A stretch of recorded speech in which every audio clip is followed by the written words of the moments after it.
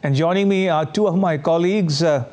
Joining me at the moment from New Delhi is my colleague Akshay Dongre, and from Bengaluru, Ayesha Khanam. Ayesha, if I may come to you first, how are Bengaluru and Karnataka reacting to the budget? Well, Ramesh, people in Bangalore, especially people in Karnataka, are overjoyed and jubilant about this budget because, first of all, it does not burden them with anything over the tax structure. But when we spoke with the industry reacted to this in a very positive manner and said that this budget lays the foundation for a developed India. This budget, wherein there is a more emphasis on technology, there is more emphasis on innovation and research. This is what that matters to a city like Bangalore, because in Bangalore is the hub. Bangalore is the capital of IT, and it is a Silicon Valley of India. So for Bangalore, this matters most, and this is where the people of Bangalore believe that Prime Minister has put forth his vision of a technology-driven India, a technology-driven future, Viksit Bharat. And this will lead to not only development, not only transforming India through a digital transformation, but also creating the next generation of leaders. So this is what matters to the people of Bangalore, because when we were to talk about the budget, which gives a corpus fund for innovative research, R&D, in science and technologies, that means this will be more focused on startups. This will be more focused on space sector, aviation sector.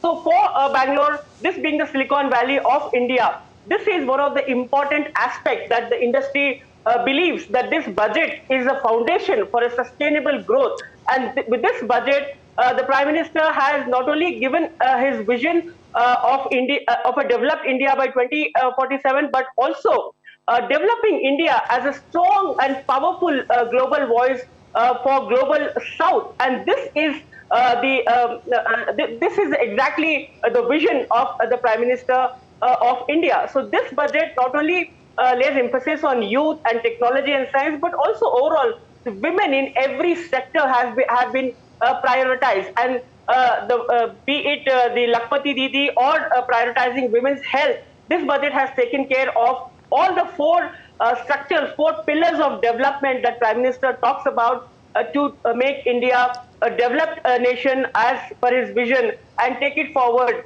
as a world leader and emerging as a voice of the global South. All right, shifting focus from Bengaluru now to New Delhi, where my colleague Akshay Dongre is standing by. Akshay, in your view, what did the budget have to say about strategic sectors such as defense in particular? Well, Ramesh, if we look at the budget in terms of what it gives to the defense sector, that perhaps is one of the biggest recipient of the funds that are allocated every year through the budget.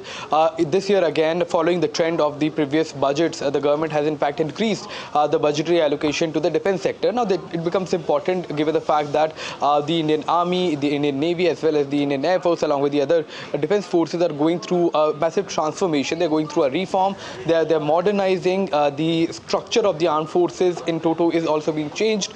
We have seen that how the government is also focusing on startups, on private sector production of defense equipments. We have seen recently that not just smaller equipments have been developed by the private sector, but technologies such as drones have also been are being produced or rather manufactured by private sector along with the public sector, and there is a partnership that is taking place, and that is what exactly the defense expert also wanted to say as far as the expectations are concerned. They had hoped for an increase in the budgetary allocation. At the same time, they had expected a budget that focuses on reforms along with the modernization of the armed forces through a public and private sector cooperation. Now, the second part that the finance minister also spoke about was the deep technology, the deep tech that she mentioned as far as bringing out a new scheme is concerned for the defense forces. Now, if we look at what exactly this deep tech means, it means that the startups or the firms that are deeply involved in sophisticated technology, and especially in defense sector, when we are dealing with state-of-the-art technologies, then any kind of innovation can be a big boost as far as the modernization drive is concerned. And perhaps that is this budget, though it was an interim budget, it was to set a stage for a proper modernization drive that the government of India expects to launch very soon. All right, Akshay, Dongre in New Delhi and Ayesha Khanam in Bengaluru, thank you for your inputs. Appreciate it.